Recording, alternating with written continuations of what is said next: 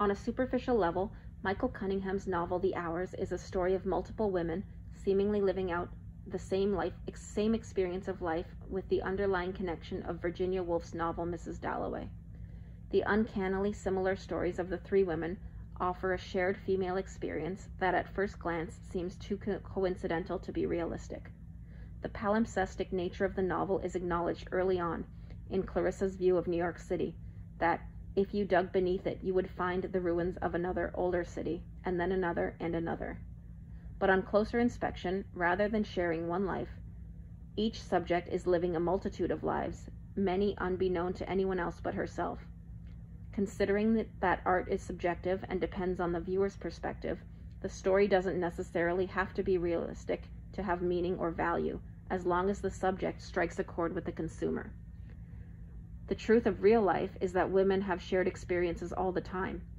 For example, through gender inequality, sexual harassment, motherhood, menstruation, and all of the mundane everyday responsibilities that our society thrusts upon us. Many of those result in synesthetic responses that are unique to women.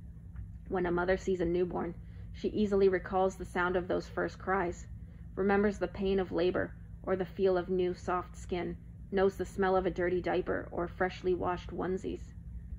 The novel is full of creation and reflection, and examples of synesthesia occur through the repetitive use of common symbols, feelings, and experiences throughout the three storylines. Quoting from the first lecture in this course, in a world of chaos and disorder, synesthesia offers a unity of being and at the same time embraces the value of disorder. The three main periods of time in the novel are set in times of fragile peace after crisis. Virginia's storyline takes place after World War I, Laura's after World War II, and Clarissa deals with the aftermath of the late 20th century AIDS crisis through Richard. There are many references to soldiers in the novel, whose imagery parallels the wars that these women have to fight every day. They are at odds with themselves and their surrounding circumstances. Virginia and Laura struggle with their mental health, and Clarissa struggles with Richard's. Again, in the first lecture, we learn that children and schizophrenics are particularly sensitive to synesthesia. Laura, who may be experiencing a lingering, untreated postpartum depression, which may be amplifying an underlying disorder, wants to be alone with her book. She desperately wants to escape her own reality and live immersed in a world that Virginia Woolf has created in Mrs. Dalloway. Laura experiences episodes of dissociation where she disconnects mentally and emotionally from herself and her surroundings. The scenes that describe dissociation give the visual of the character splitting in two. Laura experiences one such episode in Mrs. Latch's driveway on page 188. She is no one, she is nothing. It seems briefly that by going to the hotel she has slipped out of her life, and this driveway, this garage, are utterly strange to her.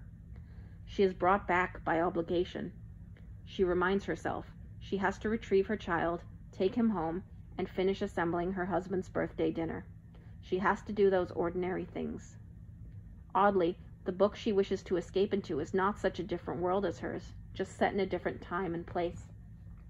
Cunningham's description of Laura as foreign-looking and introverted serves to validate Laura's own ideas that she is an outsider. Later on page 215, she feels like she is observing her life from the outside. This is probably how it must feel to be a ghost. It's a little like reading, isn't it? That same sensation of knowing people, settings, situations, without playing any particular part beyond that of a willing observer. She feels like she has no agency over her own life. She must play the part of Mrs. Brown and fulfill the mundane duties that were beholden to wives and mothers in the 1950s. There are moments when it is easier, on page 76, when she is down on the floor with Richie. She is precisely what she appears to be, a pregnant woman kneeling in the kitchen with her 3-year-old son who knows the number 4. This shows that she is only sometimes what she appears to be. She simultaneously holds multiple, clashing perspectives. A moment in time is just that, and the perspective can shift in the next moment. The yellow roses on the funeral bed for the dying bird, the yellow roses appear on the funeral bed for the dying bird. They appear on Laura's cake in the form of icing, and they appear in a vase on Clarissa's coffee table, which is constantly adjusted as it is never in the right place. The roses are used to decorate, the way women are expected to decorate themselves for the world by dressing up, wearing makeup, smiling. Even the dead female bird is not spared the necessary beautification. Clarissa's dissatisfaction with the placement of the vase of roses calls to mind the discomfort she feels as she ages, shown by her thoughts on page 94. People don't look at you on the street anymore, or if they do, it is not with any sexual notions of any kind. Synesthesia exists in the color of the roses. Yellow is warm and comforting, and in the imagery of the rose, a flawless, symmetrical flower head on top of a thorny stem that needs to be trimmed, the way these women edit their characters inside and out for the world to see. The sections in the novel identify the women by their married names and thus impose upon them the role of a wife. The straight male characters are portrayed as confining. Leonard is openly controlling, and Virginia hears voices that are described as masculine. Laura feels obligated to please Dan, though he seems to put no pressure on her, and the expectations are societal. They still exist and are real to her. Virginia, despite being an accomplished author, is reduced to her title as Lady of the House. This is who she is to the world outside, the main identity that she must uphold publicly. Virginia has difficulty with this role in taking charge of Nellie when it comes to what to make for dinner. This power struggle humanizes Virginia and acknowledges women across time and space that have had their voices silenced unjustly. Virginia edits this insecurity by making sure her character, Mrs. Dalloway, is good at relating with servants in the way that she is not. On page 10 in New York, we are told that the trees along West 10th Street have produced perfect little leaves from the squares of dog dirt and discarded wrappers in which they stand, which calls to mind the image of something growing from nothing. Trees growing in feces and garbage, Virginia Woolf creating a character's personality based on her own faults, baking a mediocre cake from scratch, all have the common feminine feeling of taking what we have and doing our best with it. In the prologue, Virginia's search for a stone heavy enough to sink her to the bottom of the river is described as following a recipe that must be obeyed scrupulously if it's to succeed at all. We also see Laura follow a recipe to bake a cake, and Clarissa prepares a crab dish for Richard because it is his favorite.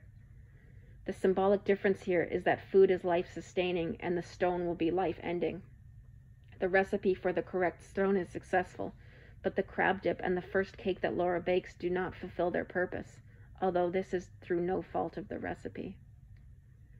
The summer at Wallfleet is also a key moment of synesthesia in the text. Lewis Waters experiences it when he sees Clarissa on page 127. At the sight of her, Lewis smells the air, pine and grass, slightly brackish water, of Wellfleet more than 30 years ago. He associates Clarissa with a place and a smell.